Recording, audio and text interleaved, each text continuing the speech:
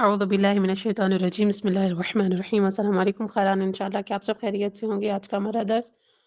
توضیح المثال سے متعلق ہے کہ جس میں ہم پڑھے تھے مستحاضہ کے احکام۔ آج جو ہمارا مسئلہ ہے وہ یہ ہے کہ وہ خاتون کہ جس کو یقین ہو یا اس کی حالت اس طرح ہے کہ اس کو اندازہ ہو چکا ہے کہ اب یعنی کچھ ٹائم ہی اس کا خون رہے گا اور اس کے بعد وہ بالکل ہی صاف ہو جائے گی، پاک ہو جائے گی، یا اس کو اندازہ ہو، اتنا اندازہ ہو جائے کہ ہاں بھی گھنٹے تک میں ہو جاؤں گی یا اتنا وقت مجھے درکار ہوگا کہ میں نماز پڑھ لوں اور اس کے بعد ہی بھی میں پاک ہو جاؤں گی، تو اس کے لیے احتیاط لازم کی بنا پر ضروری ہے کہ وہ انتظار کرے اور جب وہ پاک ہو جائے اس وقت وہ نماز کو پڑھے۔ مسئلہ نمبر 2 408 اگر مستحاضہ کو یقین ہو کہ نماز کا وقت گزرنے سے پہلے پوری طرح پاک ہو جائے گی یا اندازن جتنا وقت نماز پڑھنے میں لگتا ہے اس میں خون آنا بند ہو جائے گا، تو احتیاط لازم کی بنا پر ضروری ہے کہ انتظار کرے اور اس وقت نماز پڑھے جب پاک ہو۔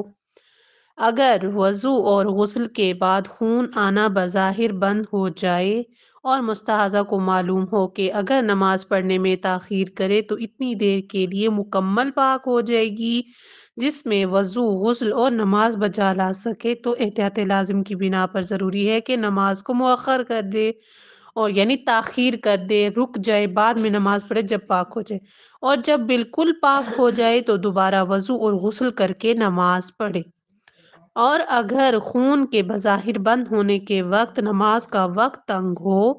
تو وضو اور غسل دوبارہ کرنا ضروری نہیں، بلکہ جو وضو اور غسل اس نے کیے ہوئے ہیں انہی کے ساتھ نماز پڑھ سکتی ہے۔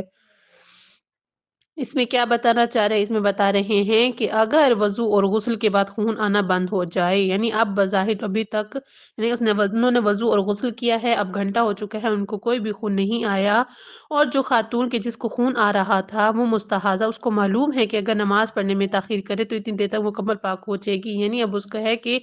گھنٹہ اور اگر وہ انتظار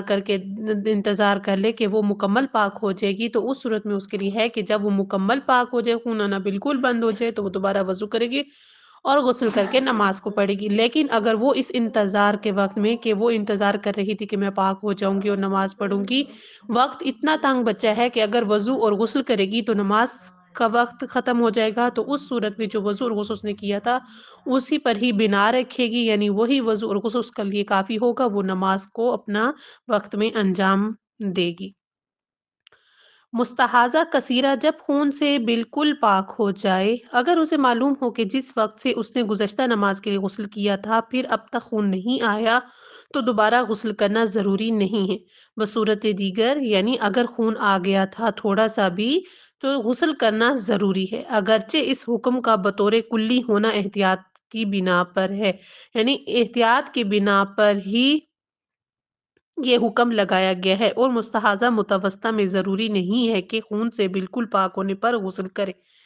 استحاضہ کثیرہ جس کے لیے تھا کہ اس نے 3 غسل کرنے ہیں یا 5 غسل کرنے ہیں،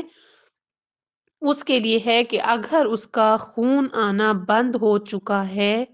تو جو غسل اس نے پہلے والی نماز کے لیے کیا تھا اور اس کے بعد اس کو کوئی خون نہیں آیا تو اس پر غسل کرنا واجب نہیں ہے، لیکن اس نے غسل انجام دے دیا تھا اور تھوڑی دیر کے لیے اس کو خون آیا ہے تو اس کے بعد نہیں آیا تو اس کو اس پاک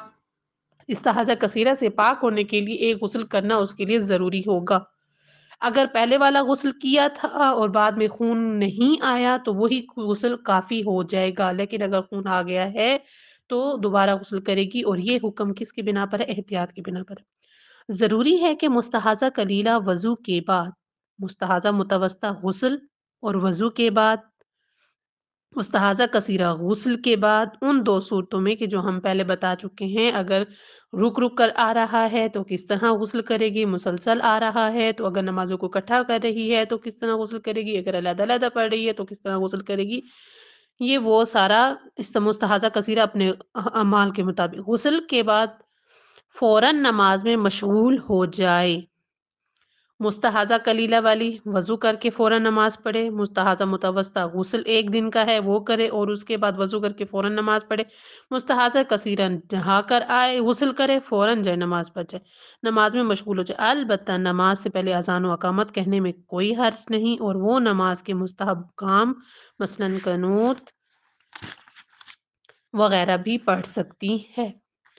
اگر مستحاضہ جس کا فریضہ یہ ہو کہ وضو یا غسل اور نماز کے دوران فاصلہ نہ رکھے، اگر اس نے اپنے وظیفے کے مطابق عمل نہ کیا ہو، ضروری ہے کہ دوبارہ وضو یا غسل کرنے کے بعد فوراً نماز میں مشغول ہو جائے۔